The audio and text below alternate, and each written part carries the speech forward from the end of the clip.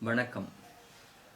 புதுவை அருங்காட்சியகம் பல அறிஞர் பெருமக்களை ஒவ்வொரு நாளும் தன்னுடைய அருங்காட்சியக பணிகளோடு நினைவு கூர்ந்து வருகிறது.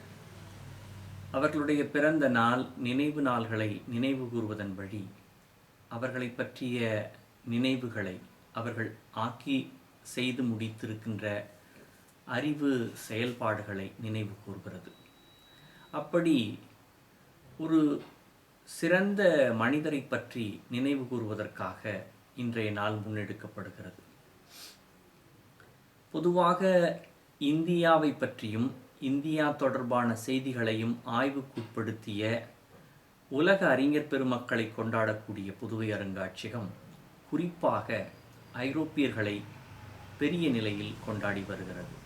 காரணம், இந்தியாவை தன்னுடைய நிலையில் வணிக நிலையில் பயன்படுத்தி கொள்ள வேண்டும் என்று வந்தவர்கள் இந்தியாவை ஆட்சிப்படுத்தி இந்தியாவினுடைய அனைத்து பகுதிகளையும் தன்னகத்தே அடக்கி ஆண்டு இந்தியாவை தன்னுடைய நாடாகவே கருதி ஆண்டு வந்த நிலையில் நமக்கு ஏற்படுத்திய இன்னல்களில், நமக்கு கொடுத்த தொல்லைகளில், அதனினும் மேலாக இந்தியாவை அவர்கள் சுவைத்த செய்திகள், இந்தியாவை அவர்கள் விரும்பிய செய்திகள் என்பவை பல வகையான செய்திகள் இருக்கின்றன.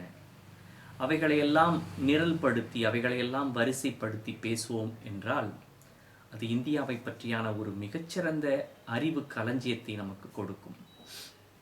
இன்றைய நாள் புதுச்சேரிக்கு தொடர்புடைய புதுச்சேரி, காரைக்கால், மாகே, யானாம், சந்திரநாகூர் ஆகிய பகுதிகளை ஆட்சி செய்த பிரெஞ்சுக்காரர்களை தொடர்புபடுத்தி பிரெஞ்சுக்காரர்களை நினைவு கூறக்கூடிய ஒரு நாளாக இருக்கிறது. ஏனென்றால் பிரெஞ்சு மொழியை சார்ந்த மக்கள் உலகெங்கிலும் பறந்து வாழ்ந்தாலும் புதுச்சேரிக்கு அவர்கள் நெருக்கமானவர்களாக இன்றும் இருக்கின்றார்கள். இந்தியாவுடனான பிரெஞ்சு நாட்டு உறவு மிகச்சிறந்த நிலையில் இன்றும் இருந்து வருகிறது. எங்களுடைய புதுவை அருங்காட்சியகத்தின் திட்டம் முதற்கட்டமாக இந்தோ பிரெஞ்சு அருங்காட்சியகம் என்ற நிலையில்தான் உருவாக்கப்பட இருந்தது. அதற்காக அந்த நாட்டினுடைய மேனாள் குடியரசுத் தலைவர் பிரான்சுவா ஒல்லாந்து அவர்கள் நமக்கு ஒரு அருமையான நன்றி கடிதத்தை எழுதியிருந்தார். அதைத் தொடர்ந்து இந்திய அரசும் அதற்கான வேண்டுகோள்களை கொடுத்த பிறகும் புதுச்சேரியில் எங்களுக்கான இடம் சரிவர அமையாததால் ஒரு வாடகை கட்டிடத்தில் 6 ஆண்டுகளை கடந்து நாங்கள் அருங்காட்சியக பணியில் ஈடுபட்டு வருகின்றோம். இந்த நிலையில் இந்த நாளில் ஒனேசிம் ரெக்லுய் என்ற ஒரு மாந்தரை பற்றி, ஒரு அறிஞரை பற்றி நாம் இன்று பேச வேண்டியிருக்கிறது. ஒனேசிம் ரெக்லுய் என்ற ஒரு அறிஞர், நிலத்தியல் அறிஞர், ஜாக் ரெக்லுய் என்றவருடைய மகனாக பிறக்கிறார். ஜாக் ரெக்லுய்க்கு 5 பிள்ளைகள்.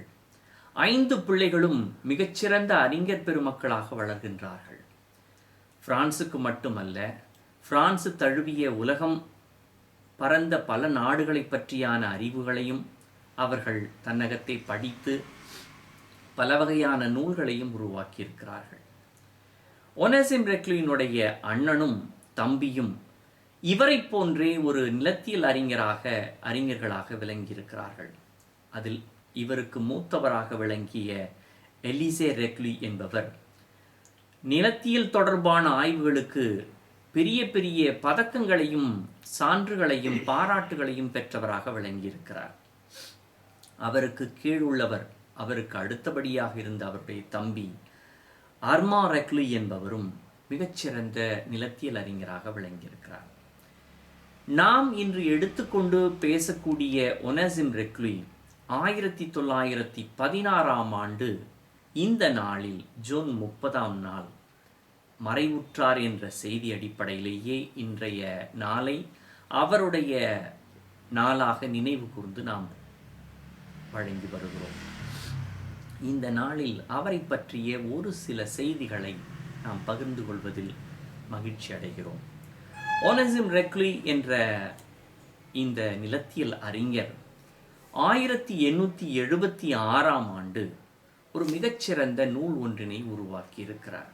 அந்த நூல் ஜியோகிராஃபி ஐரோப், ஆசி, ஓசியானி, ஆப்பிரிக் என்ற தலைப்பிட்டு அந்த நூல் வெளிவந்திருக்கிறது. அந்த நூலினில் புதுச்சேரியை பற்றிய சில செய்திகளை அவர் கொடுத்திருக்கிறார்.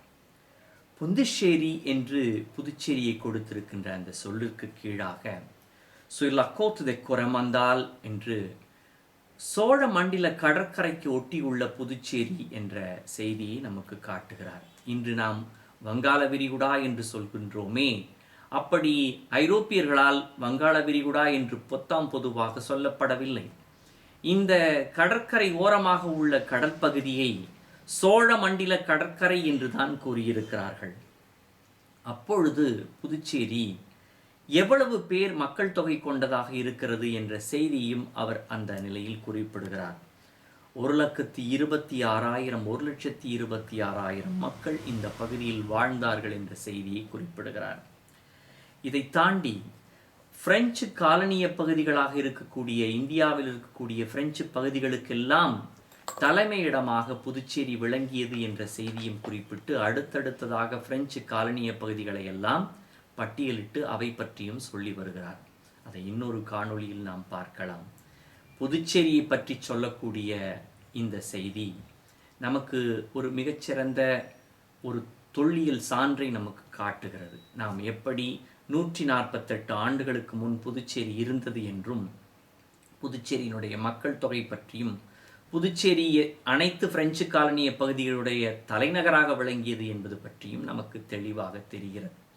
இதை தாண்டி ரெக்லி அவர்கள் ஏராளமான நூல்கள் எழுதியிருக்கிறார்.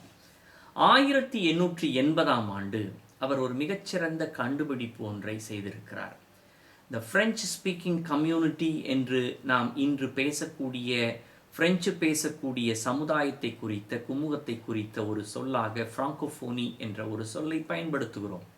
அந்த சொல்லை காயினேஜ் செய்தவர், அந்த சொற்களை இணைத்து ஒரு சொல்லாக ஃபோனி என்ற சவுண்ட் தொடர்பான ஒரு சொல்லையும், ஃப்ராங்கோ என்ற பிரான்ஸ் தொடர்பான ஒரு சொல்லையும் இணைத்து, 2 சொற்களையும் இணைத்து ஃப்ராங்கோஃபோனி என்ற சொல்லை முதலாக 1880ஆம் ஆண்டு உருவாக்கியவர் இந்த ஒனசிம் ரெக்லி தான். இதற்கு பிறகு 50 ஆண்டுகளுக்கு பிறகுதான் ஃப்ராங்கோஃபோனி என்ற சொல் அகராதிகளில் பதிவேறி வருகிறது. அதற்கு முன்பாகவே 1880ஆம் ஆண்டில் இந்த சொல்லை கண்டுபிடித்தவர், உருவாக்கியவர் ஒனசிம் ரெக்லி தான். இவரை பற்றி பல செய்திகள் இருந்தாலும் குறிப்பிட்டு சொல்ல வேண்டிய செய்தியாக இந்த ஃப்ராங்கோஃபோனி செய்தி இருக்கிறது. புதுச்சேரியையும் அவர் பேசியிருக்கிறார். புதுச்சேரிக்கும் பிரெஞ்சுக்கும் தொடர்பு பல 100 ஆண்டுகளாக இருக்கிறது. பிரெஞ்சு தேசத்தில் புதுச்சேரி சார்ந்த மக்கள் ஏராளமாக வாழ்கிறார்கள். பிரெஞ்சுக்காரர்கள் புதுச்சேரியில் ஏராளமாக மிக அன்புடன் நம்மோடு வாழ்கிறார்கள். இவர்களை நினைவு கூறவும் ஒனசிம் ரெக்லியை நினைவு கூற வேண்டிய தேவை இருக்கிறது. இப்படி பல அறிஞர்களை முன்னெடுத்து நிகழ்வுகளை செய்து வரக்கூடிய புதுவை அருங்காட்சியகம் ஒனசிம் ரெக்லியை இன்றைய நாளில் நினைவு கூறுகிறது. நன்றி, வணக்கம்.